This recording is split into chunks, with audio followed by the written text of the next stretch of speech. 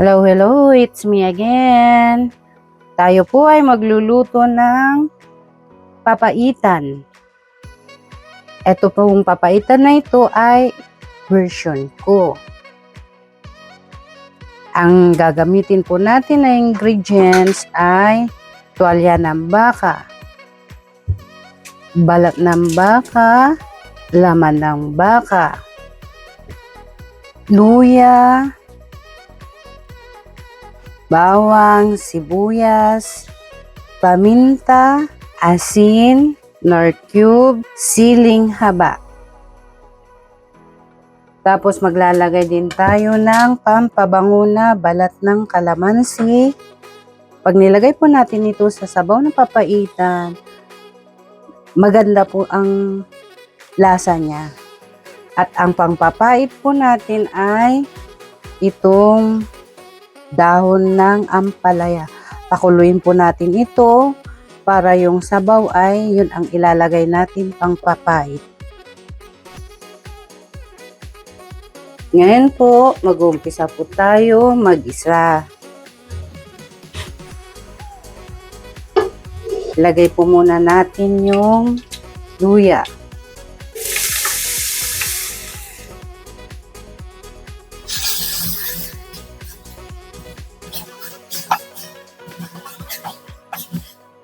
Sunod po ang bawang.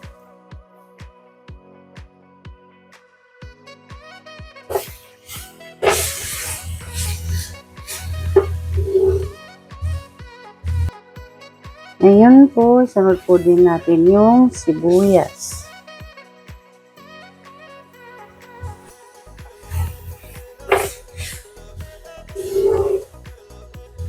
Pag lumabas po yung mga aroma ng sibuyas, luya, bawang, ay isunod po natin ilagay yung tuwalya ng baka. Ito pong tuwalya ng baka na to ay napakuluan ko na kanina ng within 1 hour.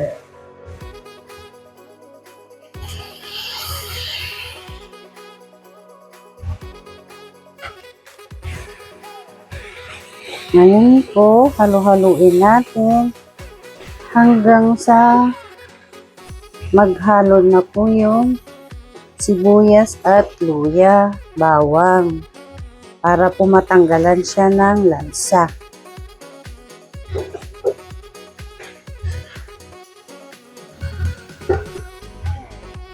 Pag ganito na po na naisuti natin sa bawang, luya, sibuyas, ay ilalagay po natin yung balat ng baka.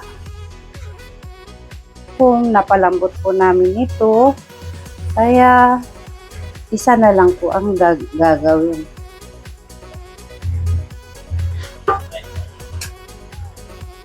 Ngayon po, isunod po natin ilagay ang laman ng baka. Halo-halo po muna natin.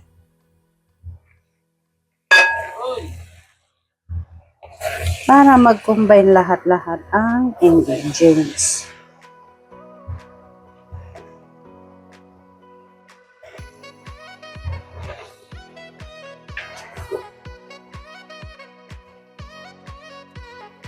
Sunod po natin ang paminta.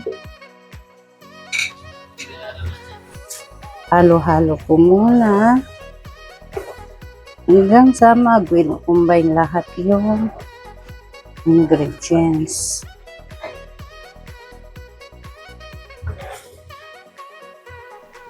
Sunod po natin yung nor cubes.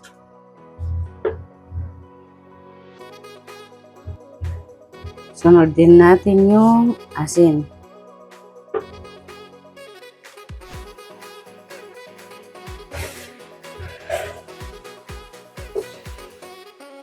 Halo-halo hanggang po sa mag-combine lahat yung ingredients.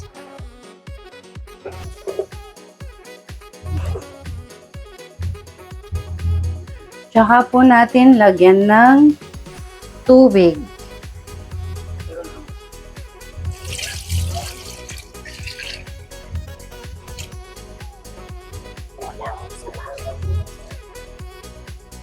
Bali 2 litro pong ilalagay natin para po maraming sabaw.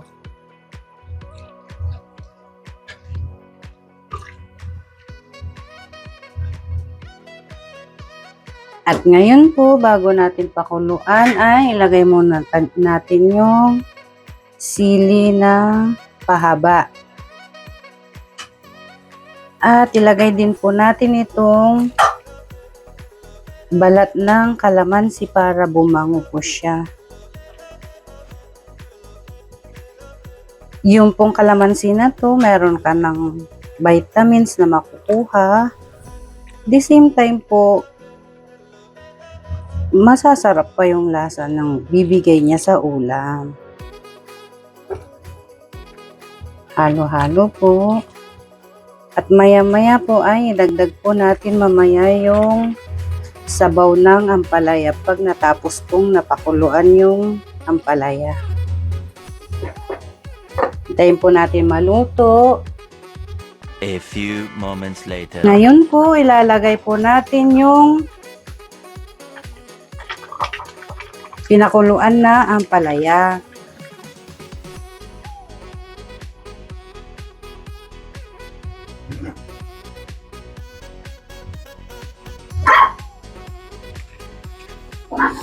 Ngayon, halo-halo po muna natin.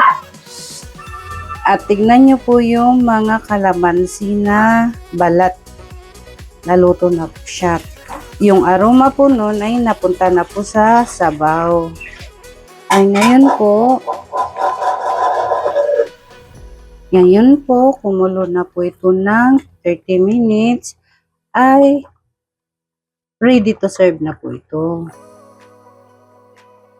At kung yung mga kagaya ko na ayaw po yung mga laman-laman ng baka, ay ito po ang magandang gawin. Kung nagustuhan niyo po yung video na ito, please like and share. God bless to everyone. Bye-bye!